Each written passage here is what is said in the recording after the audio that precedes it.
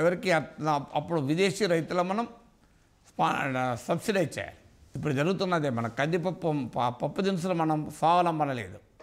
విదేశాలను దిగుమతి చేసుకొని చాలా కాస్ట్లీ, అయినా మనం దిగుమతి చేసుకుంటున్నాం.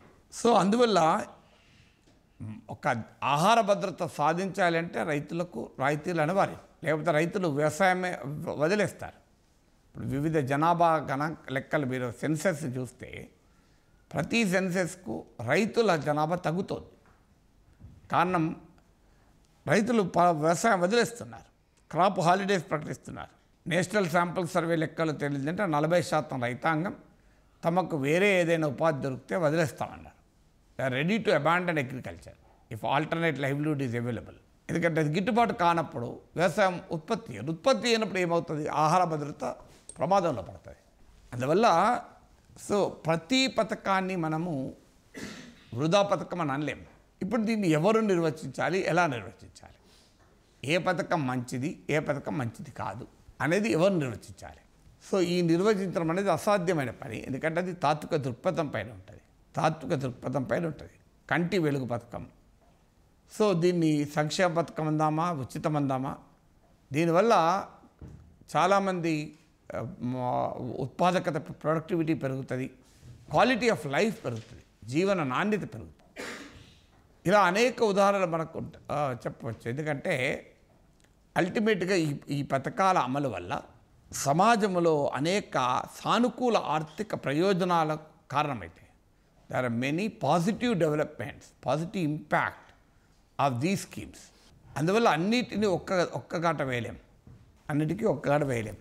ఆయా పథకాన్ని బట్టి ఉంటుంది, ఆయా ప్రాంతాన్ని బట్టి ఉంటుంది, అది అమలు చేసే తీరును బట్టి ఉంటుంది, దాన్ని బట్టి ఆయా పథకాల అమలు తీరును బట్టి ఉంటుంది.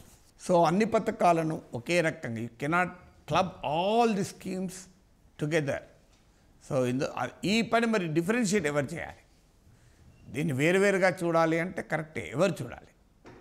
సో ఈ వ్యవస్థ ఎవరు నిర్ణయించాలి అనే దగ్గరే ఆగిపోయింది డిబేట్. అందరూ ఈ పథకాలు ఎక్కువ తక్కువ అయితే మంచిదిగా అని అందరూ అంటారు, కానీ ఏం చేయాలి, ఏది మంచి ఏది చెడు, ఏది అవసరము ఏది అనవసరము అనేది ఎవరు డిసైడ్ చేయాలి.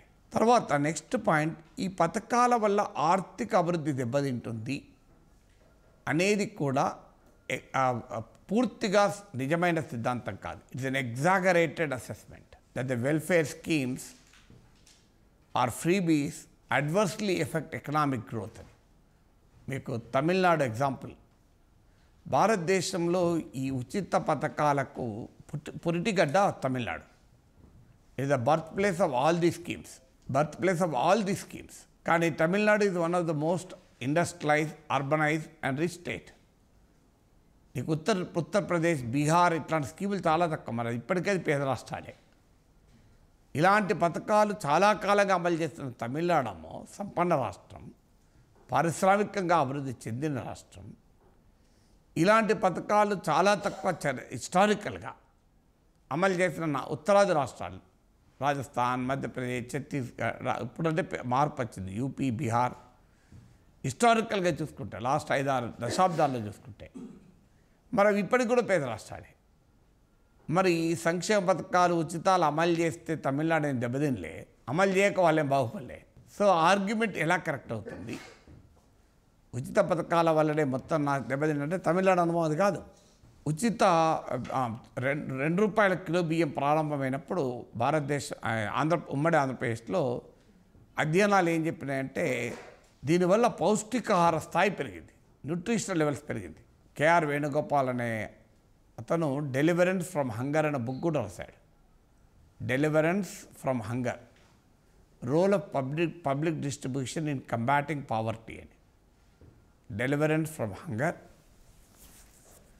Role of public distribution in system in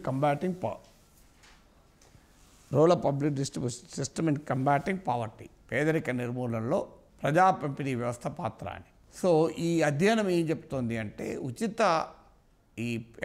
subsidy బియ్యం పథకాల వల్ల పౌష్టికాహార స్థాయి పెరిగింది. అందువల్ల ఎకనామిక్ గ్రోత్కు దెబ్బతింటుంది. ఇది అనుత్పాదకత అనడం కూడా పూర్తి స్థాయిలో నిజం కాదు.